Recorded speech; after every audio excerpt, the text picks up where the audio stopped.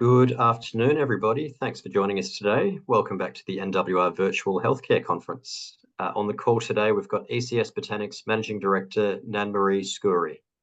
I'll pass you across in a moment to Nan-Marie to kick off our discussion of ECS and its high-quality, affordable medicinal cannabis products. Today, we'll have a presentation from Nan-Marie, followed by an opportunity for Q&A. If you would like to ask a question during our call, please type it into the Q&A panel within the Zoom app, and we'll address it that way. So to kick things off, I'll hand over now to ECS Botanics Managing Director, Nan-Marie Scourie. Go ahead, Nan-Marie.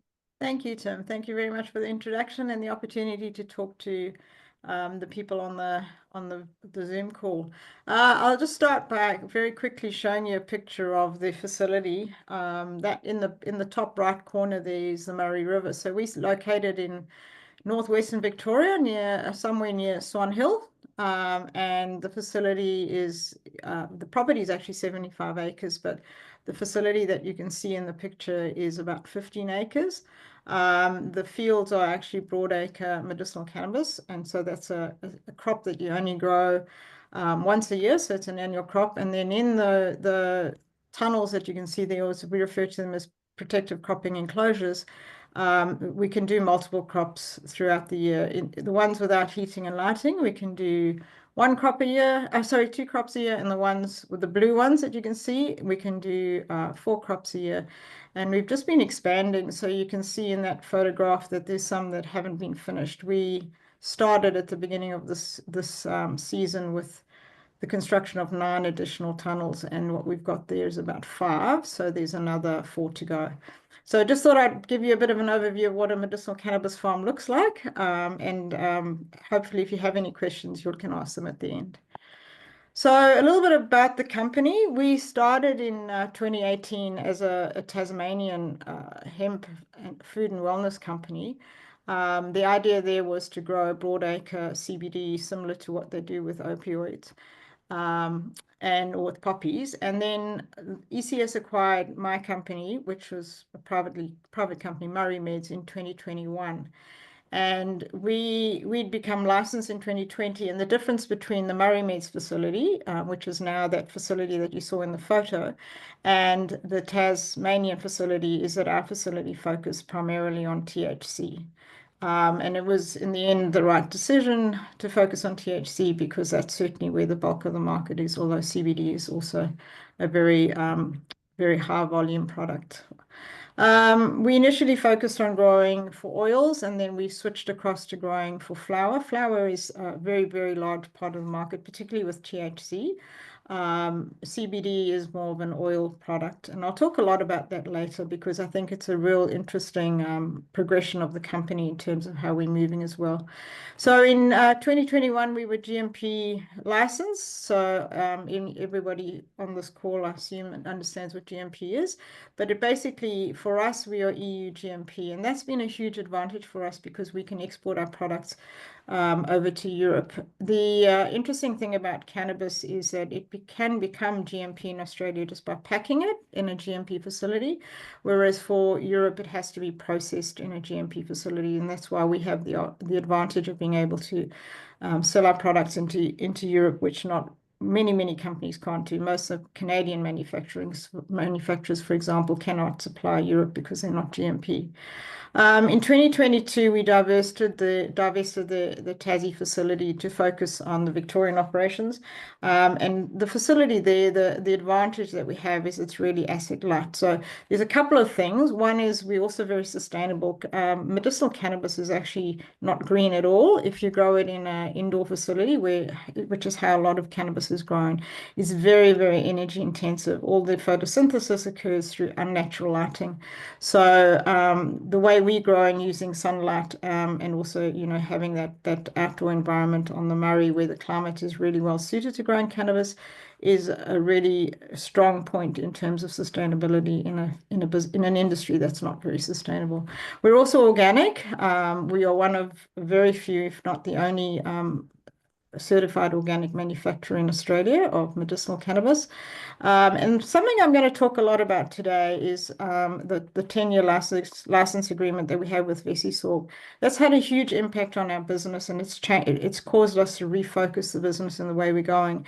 And that was particularly around, we were a B2B business and we've moved to become a B2C business. And the reason why we did that is primarily driven by VesiSorb initially, because we have a technology that is unique, and I'll talk about that a lot during this presentation.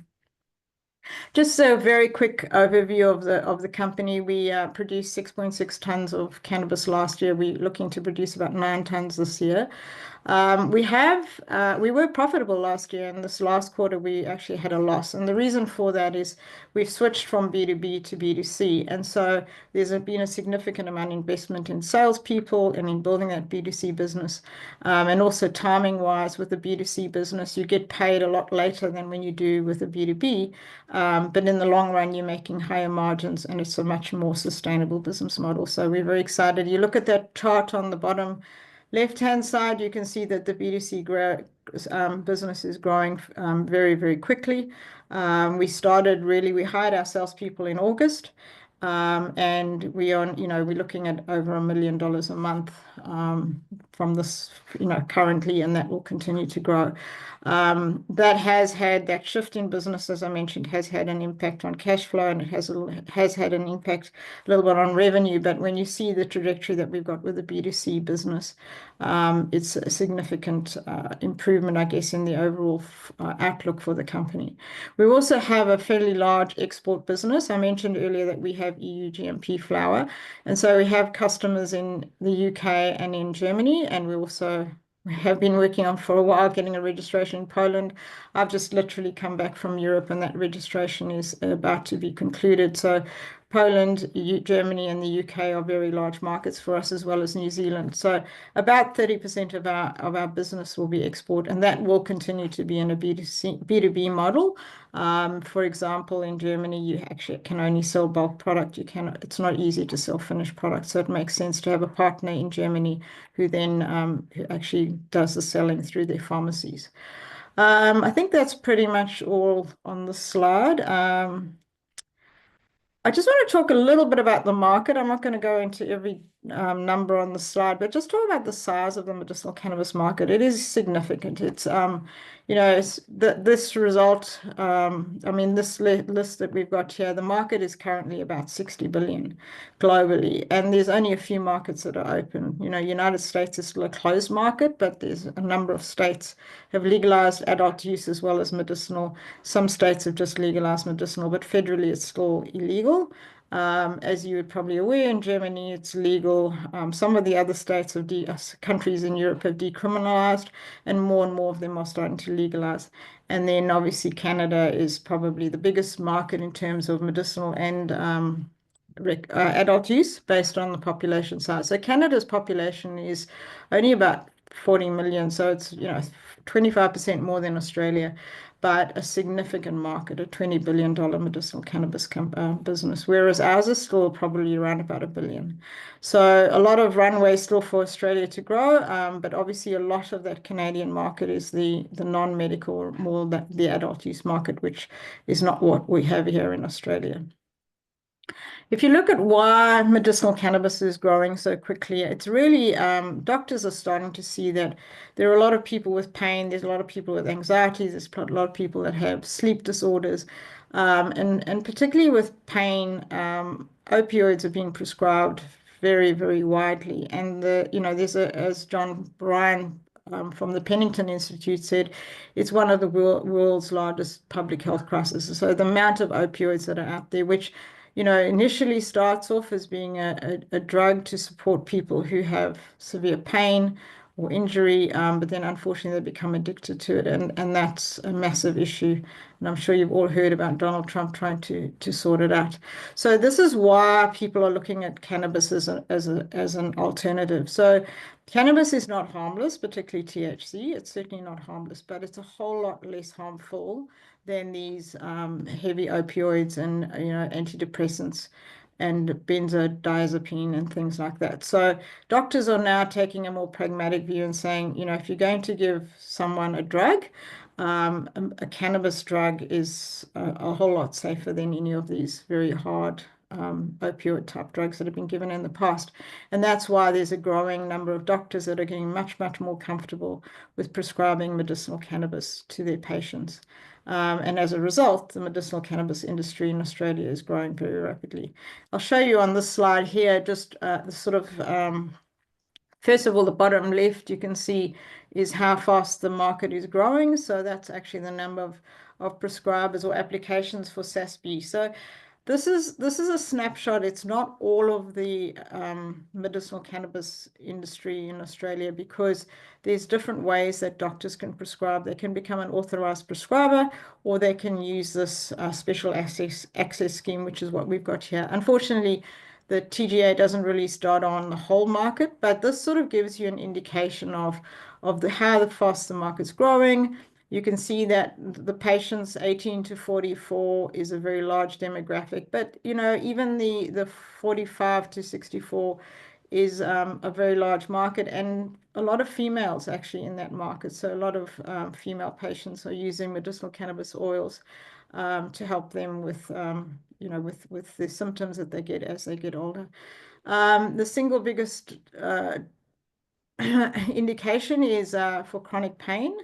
So it's pretty well established that medicinal cannabis has a significant impact on chronic pain, and that is particularly THC.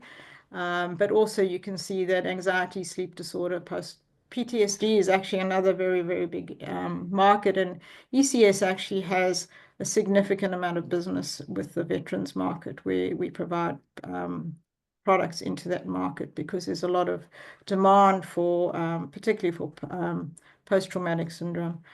If you have a look on the left-hand side, that chart there where it says oral liquid is more than dried herb is actually not accurate. It is accurate for special access scheme, but if you look at authorized prescriber, then the dried herbs would be higher. So the dried herb market is really what we would call the flower market, and there is a certain amount of people. There are a number of patients in that demographic, particularly in the 18 to 44-year-olds, who would be using medicinal cannabis legally, where in the past they would have been using it, acquiring it on the black market. So it is kind of a crossover between adult use and medicinal. But the oral liquid is absolutely 100% based on medicinal patients. No one's going to take an oral liquid of medicinal cannabis unless they really need it. It doesn't taste very pleasant, and so it's not something that you would do, and for pleasure. I guess you would certainly only use it if you found that it was beneficial. So, and as I mentioned earlier, the demographic of this 45 to 64, 65 to 74, lots of females in that demographic, and a lot of them are using the oils. You might just also notice in this chart that capsules and pastules are growing very rapidly. Capsules are still relatively small, and I just want to talk a little bit about that now, in terms of why the capsules are small and why the oral liquid formulation is as big as it is. So, as I mentioned, for medical patients, oral liquid is probably the application of choice by the doctors. However, it doesn't taste very pleasant, but the reason why people use an oral liquid is it's actually absorbed, at least in part, through the mouth, and so they get a reasonably good reaction. If you swallow medicinal cannabis in a oral liquid form, it has to pass right through your stomach, through to your small intestine. And by the time you actually it gets absorbed into the body, you've lost about 75%, and the reaction is pretty slow. And that's why people don't have capsules, because if you take a capsule, it takes a long time to react, and you don't get a benefit for a period of time. So ECS a year ago signed a 10-year license agreement for a new technology called VesiSorb, and I'm just going to play this little video for you, hopefully. ECS Botanics utilizes the clinically proven VesiSorb delivery system. With other oil-based natural products, the ability for our body to absorb those products is often quite limited. So it's essential to increase that bioavailability with a delivery mechanism like we have through Vesisorb to increase levels of the desired product in the blood. Many active ingredients, they are not water soluble. If the molecule is just too big, it's a problem of how you deliver the active ingredient in a dissolved form to that membrane that it has a chance to get absorbed. So when you swallow a capsule or a tincture, as soon as the Vesisorb gets in contact with the aqueous environment, you have the self-emulsification. So that means it turns from an oil to a colloidal droplet, self-assembles within a couple of seconds. What the Vesisorb, delivery mechanism does, it allows for your body to absorb the active product of whatever it is you're taking into your bloodstream, which allows for the product to work better, work quicker, and give you that desired outcome that you're looking for.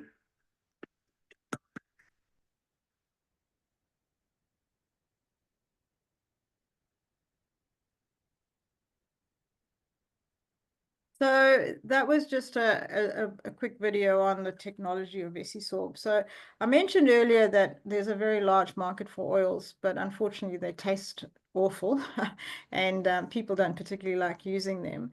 With the Vesisorb in our capsule, which is the 10-year license agreement that we have, and that license agreement is for Australia, New Zealand, Europe, and the UK. The benefit of it is that you can swallow a capsule, and because it has Vesisorb in it, and you saw in that video how it becomes water soluble, it passes directly from your stomach into your bloodstream. So the process is very rapid. The only other things that do that are actually water and alcohol. So it goes very quickly into your bloodstream. And because of that, you get a much faster reaction. But also you get much more of the product into your bloodstream. And obviously these are all proven through clinical trials. I'm not just saying this, there's clinical evidence and peer-reviewed papers, etc., about how the technology works. But the advantage is then you can take a capsule so you don't have the taste, and it's very rapidly absorbed into your system, and you don't have the waste. And the real value of that is medicinal cannabis is not on the PBS, and it's a very expensive medication, unfortunately. Because it doesn't have any sort of subsidies. But having something where you take the product on the right-hand side, the basic product in MCT oil, at least 3/4 of that actually passes through your system and is not absorbed. Whereas on the right-hand side with the Vesisorb CBD25, that product is absorbed. A large portion of that is absorbed directly through your stomach into your bloodstream. So it's faster, and it's about 440% more in your bloodstream. So it makes it a lot more cost effective. So when I mentioned about the cost of medicinal cannabis, having a product that is much more cost effective means that it's a lot more affordable for many patients who struggle to pay for their products. So we've only just launched it. We launched it last couple of months. We launched the first product, which was the CBD25, and that product, the feedback we're getting is extremely positive. And so you could see when I showed you that B2C sales, how these products are actually really starting to take off in the market. Now, it's a tougher one to sell because you actually have to educate doctors. You can't advertise these products, so we have to educate doctors. So we have sales force out there. But obviously, the more people get to know about it, the more people we think will switch from those oils that I showed you in the chart earlier, where there's a large volume of sales of oils. People will switch to capsules because they can get the same or better effect without the taste, and obviously a lot more affordable. So we're very excited about the fact that we have this technology, and we think this is going to be a game changer. And in fact, we have doctors who are out there saying that it is a game changer. I'll just very quickly touch on some of the other things. I mentioned earlier that we have a large export business. Also important to note that those customers that we have in the export market are some of the largest in the areas. So Curaleaf is one of the largest cannabis companies in the world, and they're the ones that we deal with in the UK. They're a big customer in the UK. And Iliosante is one of the largest medicinal cannabis companies in Germany. So we've partnered with very large companies who are buying our products. And in fact, our product, I was just across in the UK, I mentioned earlier, I've just come back from overseas. Curaleaf, we're just saying that our green gelato just flies off the shelf. And so, we're struggling to keep up, which is a good thing, a good problem to have. But, our products are very, very popular over there as well as in the New Zealand and Australian market. I haven't really spoken much about another initiative that we have. We have a partnership with a company called Terpogs. They are more on the adult use. They're a Californian brand, but what is really, really positive about Terpogs is they have a genetic called the Original Z, which has got a very, very light and fruity kind of, I guess, flavor in the mouth, and it's extremely popular. It wins awards every year as being the most popular genetic, and we've got again an agreement with them for 8 years this time, but to supply Australia, New Zealand, UK, and Europe with their genetics. So a really positive move that is just kicking off at the moment. So we haven't started selling. We would expect to start selling in the next 2 months, if not earlier.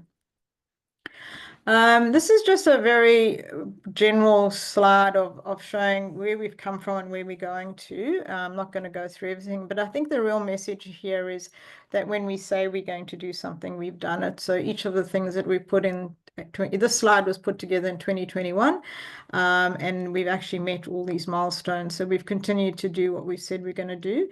And you can see that, going forward, the targets for us is really to build that export market, but also potentially to get an ARTG listing for Avani, because for the Vesisorb product, because we believe that it's got a unique and patentable ability to become a listed drug in Australia. So we're looking at that as well.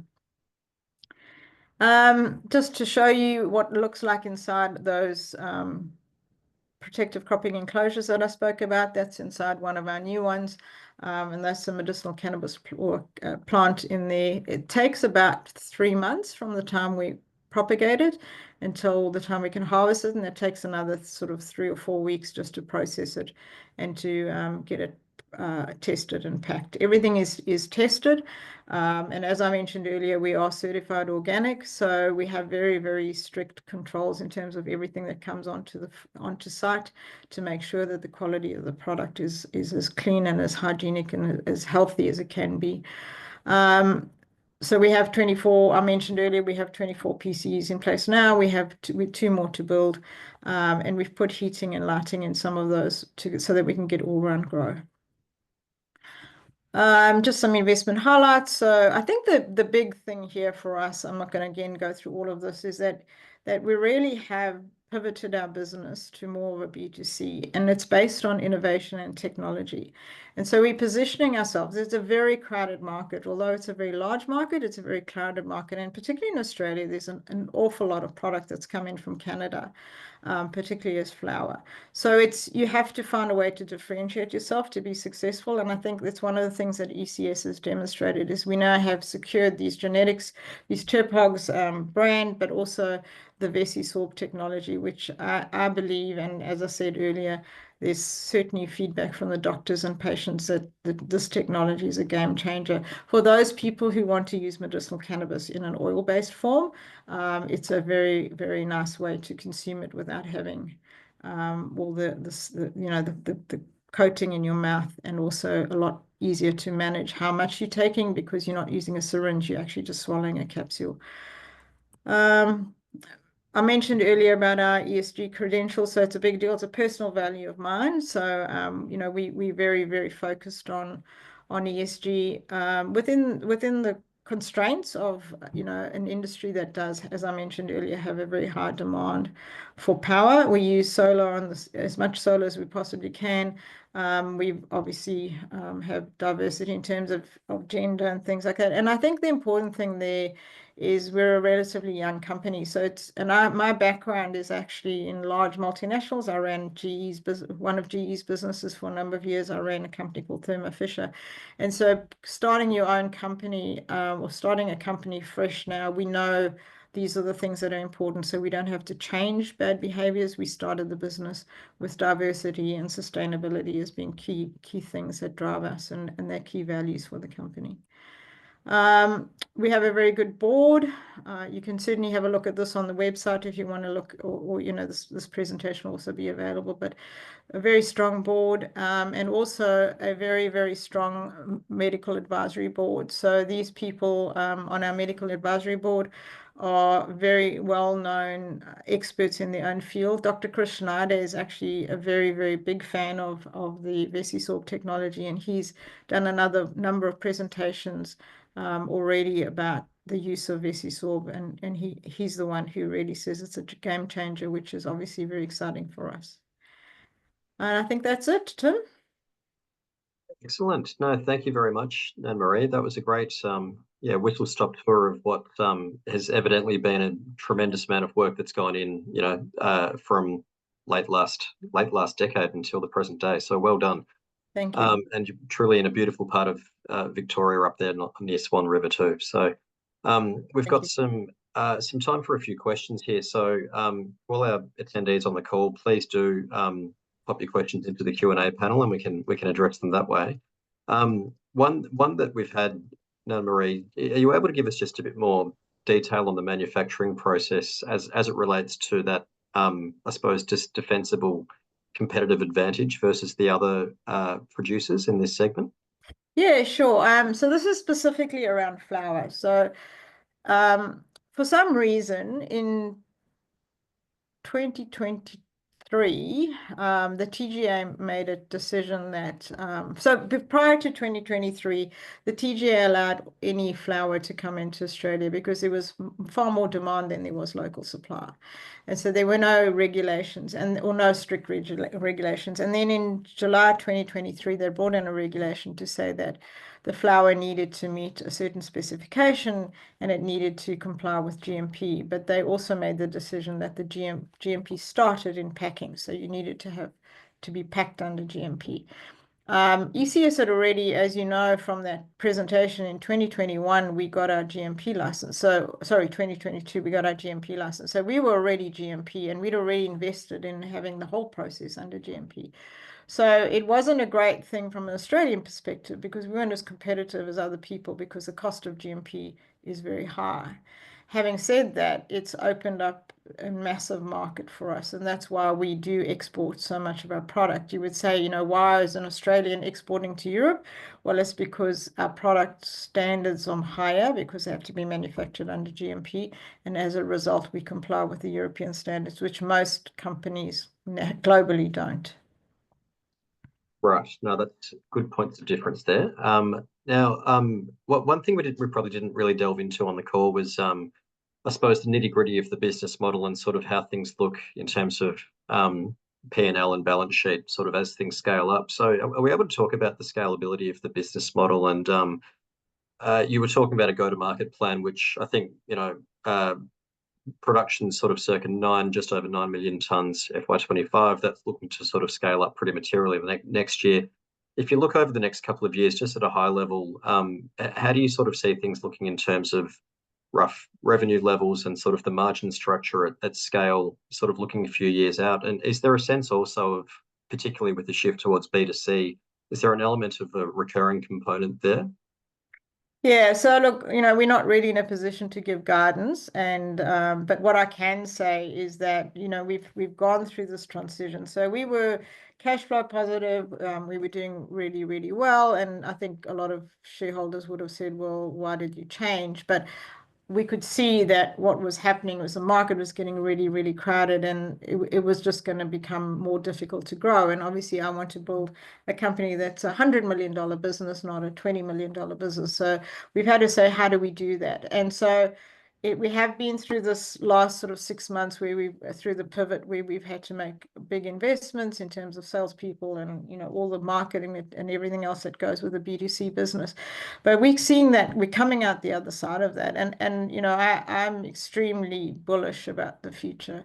It was the right decision that we made, and we can see that the sectors of the business that are the new sectors, so the B2C, the VesiSorb, the export, are growing really, really rapidly. The B2B business, unfortunately, is not growing, But I think that would have happened anyway. So if we hadn't pivoted, we wouldn't have had those new segments of the business that are growing. So, in terms of the medium-term outlook, I continue to be extremely positive about where the business is going. And I think having a unique technology really makes a big difference. It just takes time because you've got to educate customers. And as I mentioned earlier, and everybody on this call will know, if they know in the healthcare space, you can't advertise. So you got to, you got to door knock, you've got to sit down with doctors, you've got to explain. It's a bit like the flywheel effect, but we can see that every month, the volume of sales, and we've only launched one Vesisol product. The other two Vesisol products, the THC one and also a pastille, will be released in the next sort of 4 or 5 weeks. And that's going to be, another sort of game changer, because at the moment we only have a CBD product in the market. Excellent. No, there's heaps to look forward to there, Nan-Marie, and lots of potential value catalysts for which hopefully translates to ASX announcements and more interest from institutions and brokers and all the other market participants. So Okay. Hopefully. we'll see. That's all the time we've got for the moment. So on behalf of ECS, I'd really like to thank everyone for tuning into the NWR Virtual Healthcare Conference today. Really appreciate everyone's interest in ECS Botanics. If you do have a question that we didn't answer today, please do reach out. The management team will be happy to discuss further offline, and we will also make the video recording of this session available online at the NWR YouTube channel. In terms of the virtual healthcare conference, we'll be back with the next session at 2:40 p.m. Aussie Eastern Time with a presentation from ASX-listed Biogene Technology. But in terms of ECS, we're really looking forward to the next opportunity to talk to you again. And Nan-Marie, I might pass back across to you now for any closing comments. No, I just thank you very much. As you said, Tim, I'm very I have an open door policy with shareholders as well, and so very happy to communicate with anyone in the market who's got any questions. It's an exciting time, and I'm very excited about the business and always happy to talk about it. But thank you for your time. Thanks, Nan-Marie. Thanks, everyone. We'll chat to you again soon. Cheers. Bye.